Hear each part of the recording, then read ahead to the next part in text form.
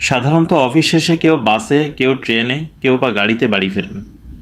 কিন্তু আপনি কি জানেন এমন এক দেশ আছে যেখানে মানুষ অফিস শেষে নদীতে ভেসে বাড়ি ফেরে? শুনতে অবিশ্বাস্য লাগলেও ঘটনাটা একদম বাস্তব। ঘটনাটি ঘটছে সুইজারল্যান্ডে। দেশটির দুটি শহর, বার্ন ও বেসেল। এই দুই শহরের মানুষদের জন্য এটি এখন দৈনন্দিন জীবনের এক মজার ও পরিবেশ বান্ধব অভ্যাসে পরিণত হয়েছে। বার্ন শহরের মাঝ দিয়ে বয়ে গেছে স্বচ্ছ নীল জলের নদী, আর অফিস শেষে স্থানীয়রা পোশাক, মোবাইল আর ল্যাপটপ জলরোধী ব্যাগে রেখে নামেন এই নদীতে। তারপর স্রোতের সাথে ভেসে যান তাদের বাড়ির কাছাকাছি জায়গা পর্যন্ত। বেসেল শহরেও একই চিত্র। রাইন নদীর ধারে অফিস শেষে নেমে পড়েন অনেক কর্মজীবী। নদীর স্রোতে ভেসে তারা পৌঁছে যান নির্ধারিত তীরে।